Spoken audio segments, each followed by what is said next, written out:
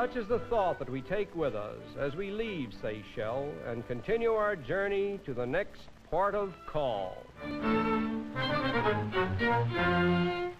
the historic harbor of Zanzibar, we are welcomed by the heir apparent or son of His Highness the Sultan of Zanzibar, an Arab and a colorful character who personifies what is left of a glamorous throne that only a few centuries ago dominated all of Africa.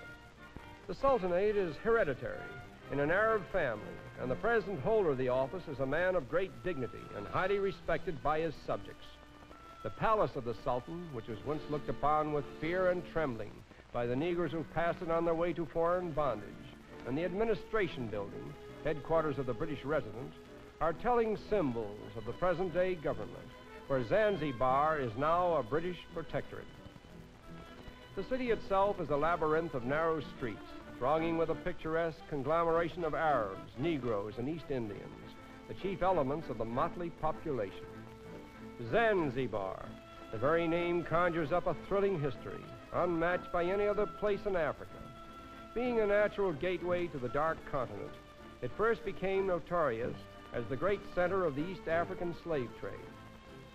Through its portals once passed thousands upon thousands of unfortunate Negroes who were torn from their native homes in the interior of Africa and shipped as slaves to the so-called civilized world. The Arabs came first, and for over 500 years they held undisputed power all along the east coast of Africa, with Zanzibar as the capital of their far-flung, loosely knit Muslim dominion.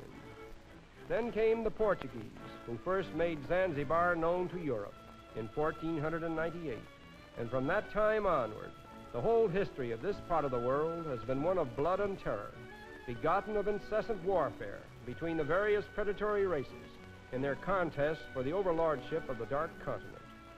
And the primary cause of all this, which led to the devastation and depopulation of tremendous areas of square miles of unhappy Africa, and the wanton killing of vast herds of that noble and majestic animal, the elephant, was ivory. Unfortunately, the monarch of the African forest must die to yield his tusks. And here we are reminded of what is perhaps the most tragic chapter in the story of Africa. A chapter that begins with the elephant, upon whose body grows the tusks of ivory that arouse the greed of man. In the interior of the Dark Continent, there once roamed great herds of elephants, living in peace and unmolested until the civilized world suddenly awoke to the value of ivory, or white gold, as it was called. The Arab traders were the first to take advantage of the opportunity, and then began that prodigious slaughter of the elephants. It is reported that when the ivory trade was at its peak, over 100,000 elephants were killed annually for their precious tusks. The few herds of wild elephants that are now left in Africa have retreated into the most inaccessible and fever-ridden sections, where they are making a last stand for the preservation of their species. Ivory, what crimes have been committed in thy name, wrote Stanley, the African explorer.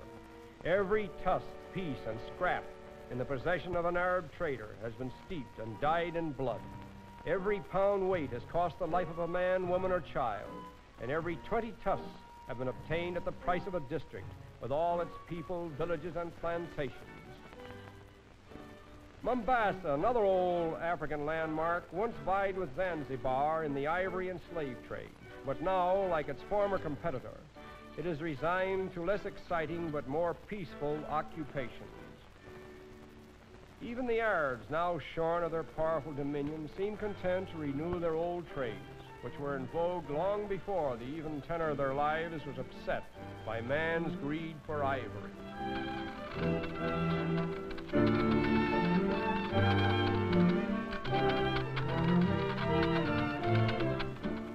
The great event of a visit to Mombasa is the celebration which occurs once a year in honor of the Mohammedan feast of Ramadan.